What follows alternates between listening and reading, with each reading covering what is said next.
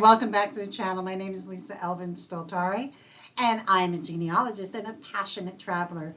Over the last several years, I've been focusing my attention on les filles du roi and les filles mariées. Today, we're going to be looking at the marriageable girls, les filles mariées, the ladies who came before, really early on in Quebec history.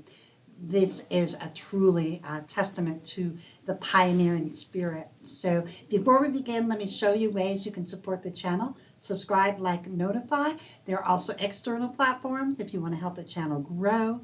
Patreon, Coffee, PayPal, all that information is in the notes. So let's carry on with the show and see where we are going to go next in terms of discovering les filles à marier. In our episode today of Les Filles à Marier, we have episode 98, Mathurine Desbordes. Let's have a look at Mathurine, and we will also note that it is a viewer request, a very special viewer, and he knows his name. So let us get to know this very special lady a little bit better. Mathurine would have been born in 1634 in a commune called Chanoulet, part of the Dompierre-sur-Mer region, or I should say not region, but area. And the region that she's from is Nouvelle-Aquitaine, and inside of that, she's part of the département de Charente-Maritime. There are about 6,000 people that live there now.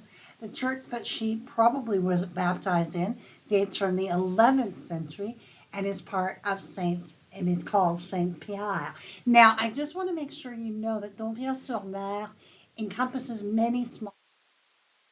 So when I was researching, I was trying to find, like, where is Chanoulet? It was really hard to find. And then all of a sudden I realized that it was all amalgamation, And I also want to point out that Dompierre-sur-Mer, those of you who speak French, I was thinking, well, it must be near the ocean, right? It's not.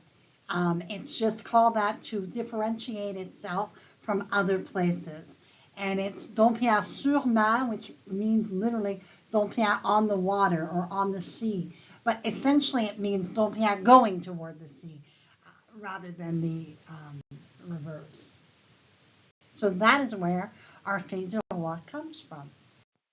So her husband, Pierre Guiberge, is born in 1634 in a place called Ile-d'Elle, fascinating region. And his parents are unknown as far as I can tell. There are about 1,500 people who live here, and is part of the Pays de la Loire region, and it's found in the Vendée département. Archaeological discoveries indicate that this town has been inhabited since even before the 2nd and 3rd centuries. The name of the town was originally de Ella and was found in a writing by, can you imagine, Pope Celestine in the year 1197. In 1655, Ile-d'Elle was erected as a parish by the Bishop of La Rochelle, and the chapel of the former Saint-Hilaire Priory officially became the parish church. It was completely rebuilt between 1847 and 1852. It was struck by lightning. The bell tower was rebuilt in 1871. And you can see that it's weathered the storms very well. And you can absolutely see how beautiful this region of the Pays de la Loire Vendée region is. Absolutely glorious. So Pierre and Mathurine would be married around 1655 in France. And they would have 2 children, Marie, born 1647, and Jeanne, born 1656. Marie would die at age 12. Jeanne would go on to marry Pierre Cabezy at the tender age of 13 and would have 5 children, all of whom made it to adulthood. Pierre was a notary, a sheriff, and ultimately a judge in Montreal. In 1659, Pierre and Mathurine elected and were enlisted to come to New France, and Jeanne Mance was their sponsor, if you will, and forwarded them the money to be able to afford this trip. And unfortunately, Pierre and their daughter Marie did not make it to New France. They either passed away just before the trip on the trip or as they came into Montreal, but what we know 100% is that they were not part of New France. And this was a tragedy for her, the first of some tragedies. So the second groom that would come to her aid, his name is Pierre Bissonnette, and he was born in 1628 in La Roche-sur-Yon in France. His parents were Jacques Bissonnette and Guillemette de Bien. Now he is part of the Pays de la Loire region of France, and his département is Vendée. Now the church that he would have been baptized in would be the church of the Saint Pierre, which is absolutely been there for many, many centuries. And so he would arrive in Canada around 1658 and immediately set out to make a name for himself. In 1658, he leased a windmill located in Ville-Marie for £400. And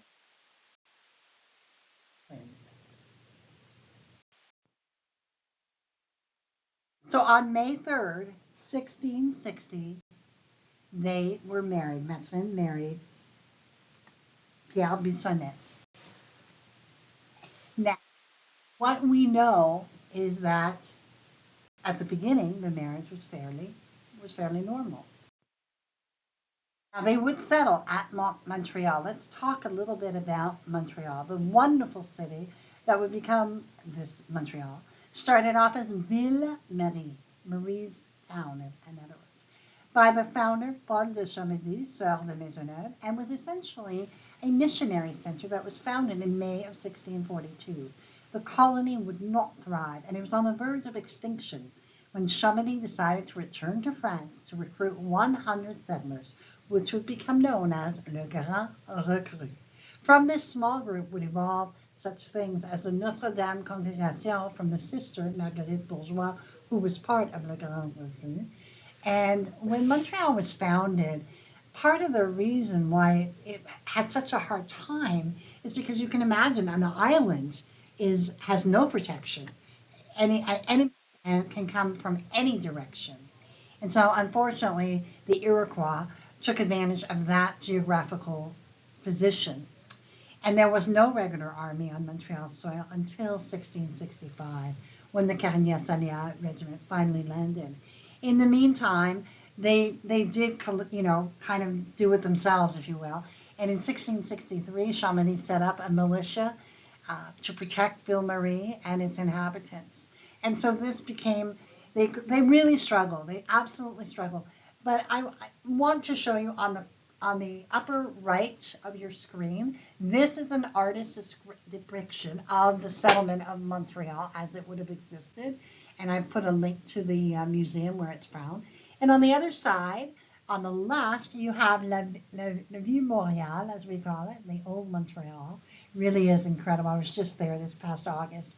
It was incredible. The Church of Notre Dame as it exists today. And then, of course, the church as it existed in the 1700s. A map really illustrating to you the island. And then, of course, the modern day fabulous city that I love so much of Montreal at night. Now, they would go on to have one child, Jacques, who would marry Perrine Napel and would have 7 children, 4 of whom would make it to adulthood. So things are going along pretty well for Pierre and Mathurine until a shocking secret comes out. He's walking around and someone spots him. And he's like, wait a minute, that guy is married. And he knew the wife. And so, as it turned out, Pierre has a wife and 2 children back in France. He does admit that, yes, indeed, he was married, but he doesn't think that it's really a marriage because the wife is a witch. But no matter, he is now officially a bigamist. Mathurine, very wisely, requests an annulment and is granted one in August of 1663, and this gives her the right to remarry, which she promptly does, to a Michel Bouvier, which we will explore in a minute. Meanwhile, Pierre escapes to Quebec City by 1664. He's arrested, and it appears he spends several years in prison for his bigamy. He goes on to marry another fille du roi. Her name is Marie Bonheur, and we saw her in way back in episode 4. And she happens to be one of my great-grandmothers. So I'm linked. This is my great-grandfather. So like, you know, you can't always choose your peeps, right? And again, we're looking at it through the prism of 300 years. We don't know. It doesn't sound very good, let me say. And so I'll put a link to the continuing saga of Pierre and his adventures so that you can get to know, if you want to, the rest of the story. But let's continue with Mathurine and her life.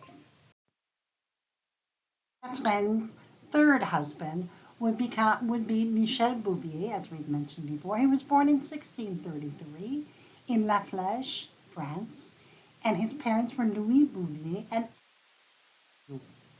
he is part of the Pays de la Loire, and inside of that region, he's part of the Sarthe département. Now, the Church of Saint Thomas, early 12th century, rebuilt in the 15th and 18th century, church that he would have been baptized in. And it's actually, just to situate you, La Flèche is located on the Loire River. There's about 15,000 people who live there at last count. Now, the origins of La Flèche, which means arrow, La Flèche, which means arrow in French. The history of La Flèche dates back to the Romans. The first seigneur of La Flèche, Jean de La Flèche, built the original castle that you can see there. And during the 16th century, Françoise, who was the Duchess of Alençon and grandmother to the future Henry IV, established a castle in La Flèche, where Antoine de Bourbon, King of Navarre, and his wife, Jeanne d'Albret, future parents of Henry IV, resided in 1552. The castle was given to the Jesuits by Henry IV in 1604 to found the Collège Royal Henri le Grand in order to select and train the best minds of the time. It's amazing, all this history. The castle, now the city hall, was originally the mid-11th century fortress that defended the river crossing. So you can actually see just the incredible history of this place. And I want to point out one of the pictures that is there on the extreme left. You see the steps from the Hôtel Dieu Hospital in La Flèche was given to the Hôtel Dieu in Montreal, and that is where it is right now if you want to go and look at it. It comes from the original hospital. It's just, again, one of those things I need to see. Absolutely. So we talked about Le Grand Recru, and guess what? This was where Michel would first come to Montreal, La Ville Marie. He would arrive here and serve out his time, his contract, if you will, and he would return to France, which is unusual, but it did happen. Now, Michel would return to New France aboard Le Saint-André in 1659. Does that sound familiar? Yes, because that's the original ship that Mathurine would have come in with her husband. So they're kind of, maybe they knew each other from the ship. I don't know. There's no information on that. You know me and my, writer's imagination. But definitely he would come back to France, to New France, and basically begin a new life. As soon as she could marry Michel, Mathurine certainly did. On August 16th, 1663, they were married in the church at Montreal, and they would begin their life together. They are found in the 1666 census. Mathieu is now Michel, but he will also list in this census is Jeanne Thiberge. That was a product of her first marriage. And then we have Suzanne Bouvier, who is their daughter. In the next census of 1667, we have Michel and Mathurine, Jeanne, Suzanne, and then a little boy named Urbain. and they have one head of cattle. Now you might be asking whatever became of her baby boy. He was born in 1661, so he was not more than 3 or 4 or 5 years old. Well, he was placed in the custody of his godfather, Jacques Boivin, and ultimately Pierre, his father, would take custody of him, took charge of him. I don't know about the custody, but and then he was assigned or given to a man named Jean Dubuc, with whom Jacques would live in the fief of Saint Jean, and until he reached the age of 19. At that time, Jacques would make his way to Trois-Rivières, where he met his future in-laws and would get married and all of that. And we can see that obviously the relationship to the father was probably, for some, they were kind of, not stuck together, but they certainly were kind of adrift. And obviously Mathurine was making a new life for herself.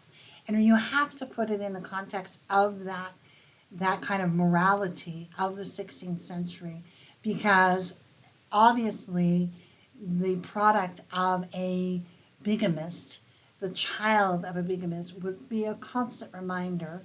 It's kind of like having a scarlet letter. So I don't want to make a judgment on she didn't love him or anything like that. I think that in the interest of the child, it was probably best that he be removed from the situation and create a new life.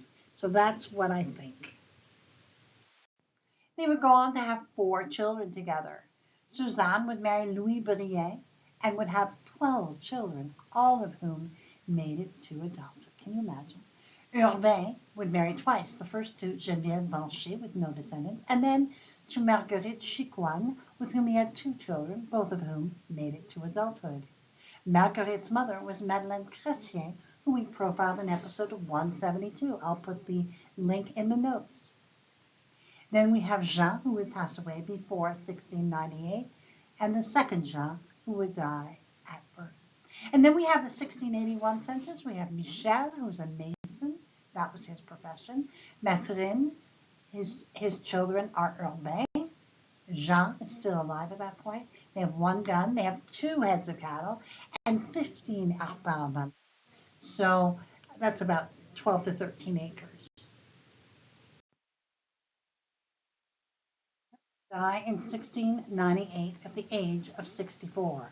She and her final and 3rd husband would have been married 35 years. She would leave us 133 descendants. Michel himself would pass away 5 years later, and he would die from building a home for the Seigneur of Senneville, Jacques Lebas. He fell off the roof.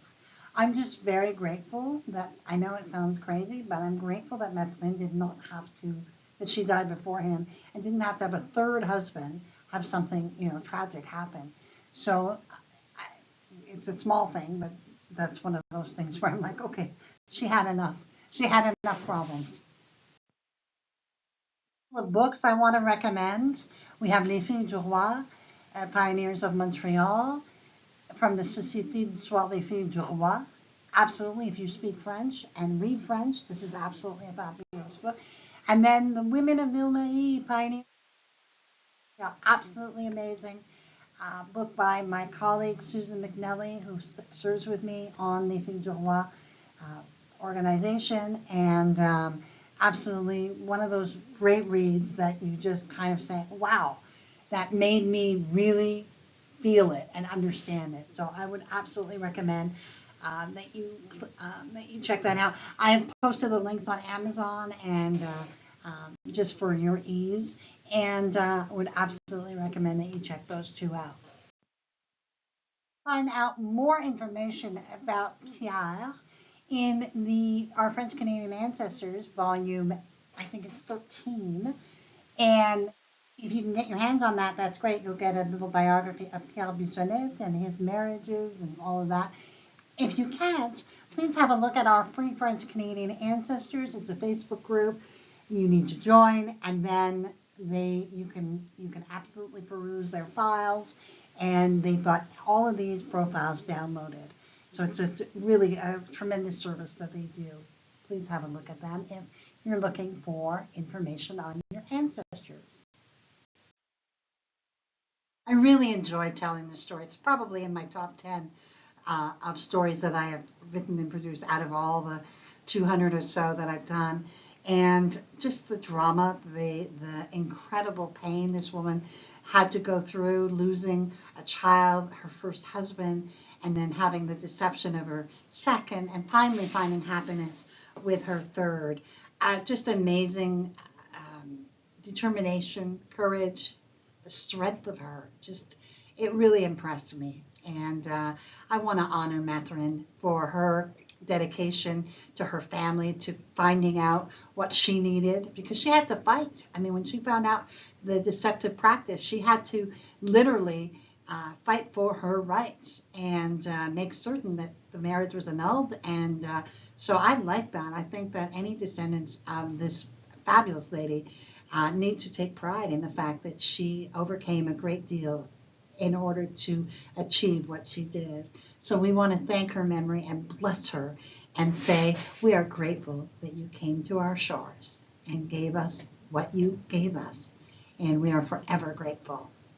And with that, I want to say thank you to my patrons, supporters, and subscribers. I am forever grateful to you. And with that, I will leave you until we see the next episode of Les Filles à Marier.